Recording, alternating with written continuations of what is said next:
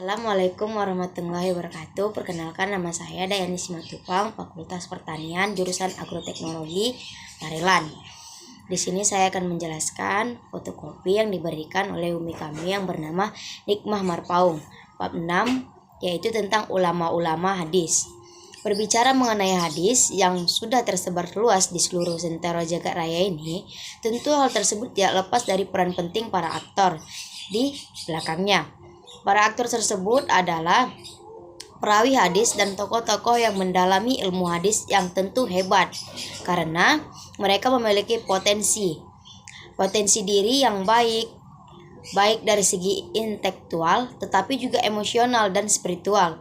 Untuk melakukan hal ini tentu tidak sembarangan orang bisa melakukannya, sebab tidak mudah untuk dan dalam melaksanakan tugas ini atau tentu banyak rintangan dan perjuangannya.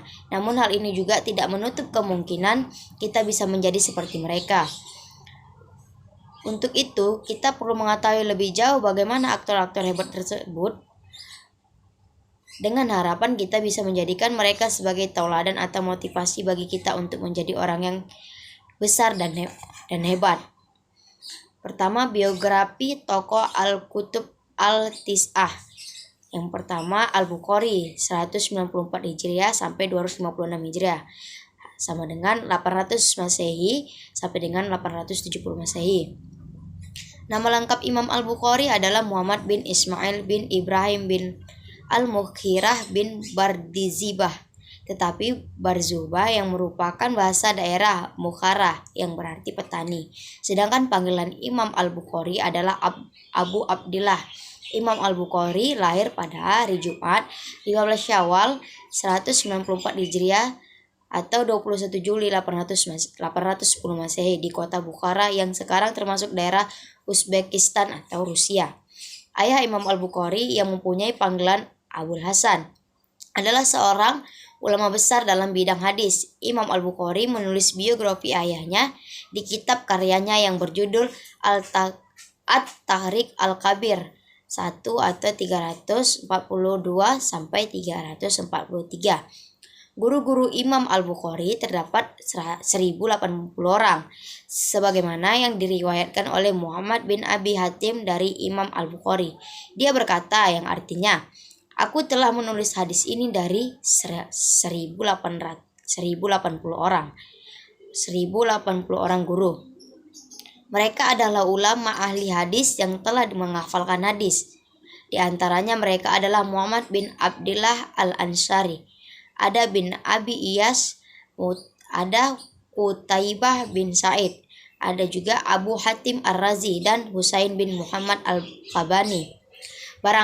Berangkat dari banyak guru Imam Al-Bukhari, maka tidak heran jika ia menjadi sosok imam yang kaya akan ilmu dan pengetahuan. Tidak hanya itu, menjadi tokoh terkemuka di bidang hadis pada masa berikutnya.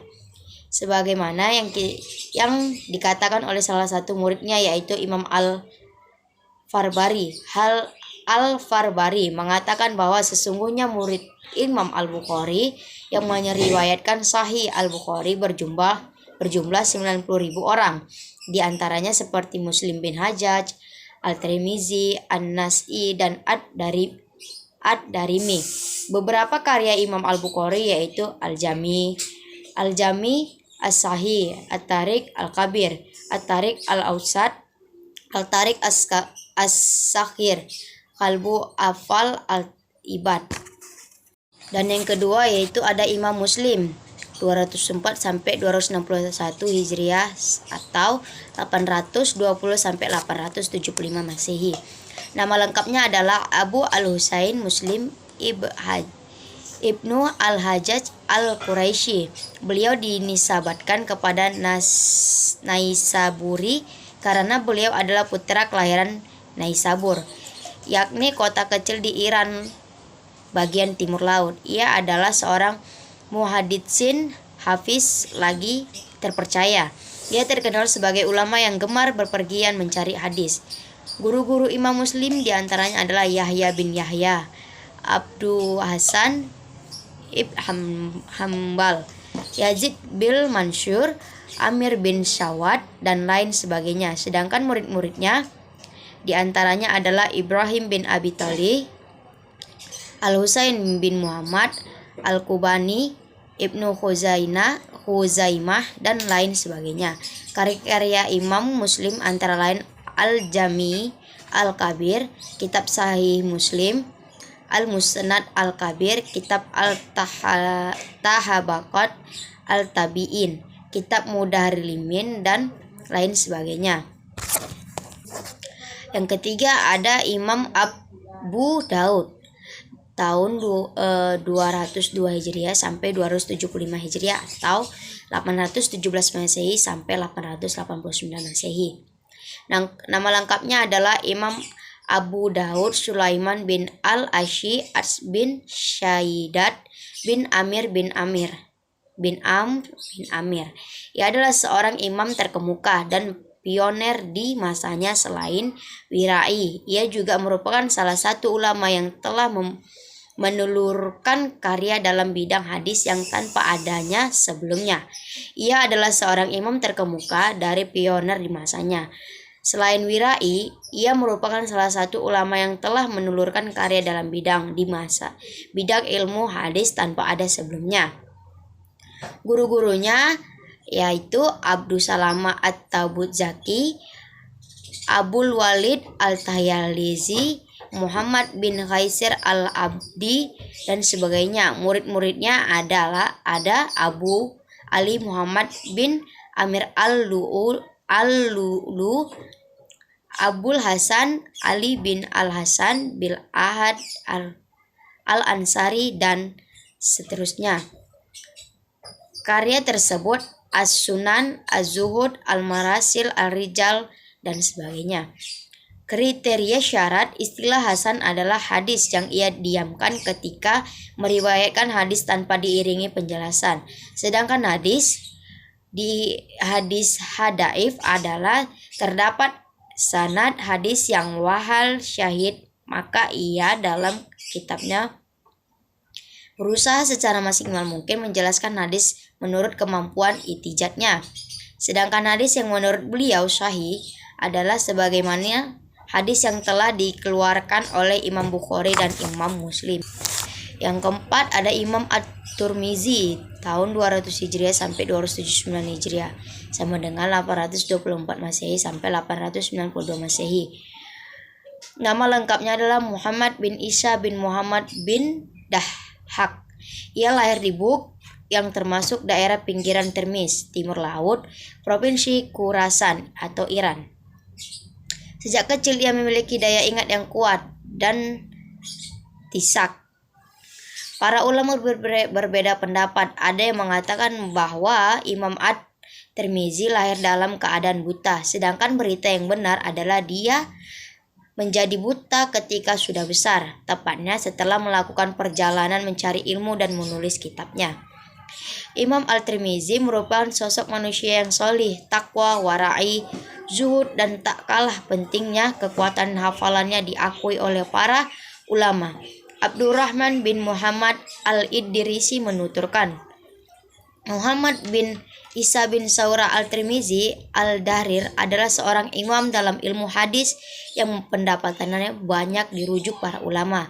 Beliau mengarang kitab Al-Jami'i, Al-Tawarik atau sejarah, dan Al-Ulalal, sosok yang alim lagi berlian atau cemerlang.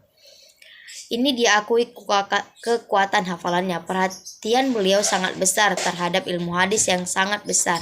Beliau menyusun kitab At-Tirmizi. Selain itu, hasil-hasil karya beliau sangat banyak sehingga pujian para ulama terdapat Imam Al-Tirmizi dalam urusannya mengembangkan hadis dan fikih dan ilmu-ilmu agama sangat banyak. Di antaranya itu yang pertama, pernyataan Imam Bukhari terhadap Al-Tirmizi bahwa posisi beliau dalam ilmu hadis adalah sangat tinggi. Imam Bukhari berkata, apa yang aku ambil manfaat daripadaku. Yang kedua, Al-Hafiz Al-Alim Al-Idris berkata, Imam Al-Tirmizi seorang dari para imam yang memberi tuntunan kepada mereka dalam ilmu hadis, mengarang Al-Jami Tanggal. Sebagai seorang penulis yang alim, yang meyakinkan ia seorang contoh dalam hafalan. Yang ketiga, Al-Mizzi mengatakan bahwa Imam Al-Tirmizi adalah seorang imam hafiz yang memiliki kelebihan yang telah dimanfaatkan kaum muslimin. Yang keempat, Mubarak bin Atsir mengatakan bahwa Imam Al-Tirmizi adalah seorang ulama hafiz yang terkenal. Padanya telah terjadi pengembangan fikih. Keempat, Imam Al-Tirmizi termasuk ahli hadis yang kuat daya hafalannya, teliti dan terpercaya. Ibnu Hibban Al-Budsi mengakui kemampuan Imam Al-Tirmizi dalam hal menghafal, penghimpunan dan meneliti hadis sehingga ia menjadi sumber pengambilan hadis paling banyak. Ulama terkenal diantaranya ialah Imam Bukhari sendiri. Yang kelima ada Imam Al-Nasai. Nama lengkapnya adalah Abu Al-Rahman Ahmad bin Syuaib Ibn Ali Sinan Bahra Al-Qurainasi Al-Nasai. Nama beliau dinasabatkan kepada kota tempat beliau dilahirkan, yaitu kota Nasa'a, yang masih termasuk wilayah Khurasan. Ia mulai menjalani pengembaraan untuk mempelajari hadis ketika beliau berusia 15 tahun. Sebagai muhadis menilai bahwa beliau lebih hafiz dan lebih tinggi pengetahuannya dibandingkan dengan imam muslim di bidang hadis. Beliau dianggap sebagai salah satu pemimpin besar di bidang sastra hadis dan dia juga menjadi cendekiawan dalam semua aspek hadis dan hafal sebagai besar jumlah hadis sehingga ia dijuluki hafiz hadis atau penghafalan hadis. Adapun yang keenam yaitu Ibnu Majah tahun 207 Hijriah sampai 273 Hijriah atau 824 Masehi sampai 887 Masehi. Nama lengkapnya adalah Abu Abdillah bin Yazid bin Majah. Beberapa cendekiawan muslim berpendapat bahwa Majah adalah nama ibunya, sehingga ia dipanggil Ibnu Majah. Semasa mudanya beliau merupakan pelajar yang luar biasa dalam bidang sastra hadis. Dan selama 23 tahun beliau mengabadikan seluruh hidupnya untuk belajar hadis dan sastra hadis. Beliau selalu mencatat hadis dan rangkaian riwayat baru yang kuat kapan saja beliau mendengarnya dan menandatanganinya. Guru-guru Ibnu Majah antara lain Abu Syihaq Ibrahim Ibnul, Abu Bakar Abdul Wahab, Abu Abdurrahman dan lain sebagainya. Sedangkan murid-muridnya antara lain Hafiz Abul Hasan Ibnu Fatah, Ibrahim bin Dinar Al-Jabsi, Ahmed Ibrahim Al-Kabani dan banyak lagi. Dalam bukunya beliau tidak memberi komentar apapun mengetahui kesalihan, kehasahan dan kedahifan hadis. Bahkan untuk hadis yang didustakan sekalipun. Karya-karyanya antara lain Al-Ilam bi Sunani Al-Lahi Al-Salam. Sampai situlah penjelasan dari saya mengenai fotokopi yang diberikan oleh Umi Nur Hikmah Marpaung, dan lebih kurang saya mohon maaf dan kepada Allah Ta'ala saya mohon ampun. Assalamualaikum warahmatullahi wabarakatuh.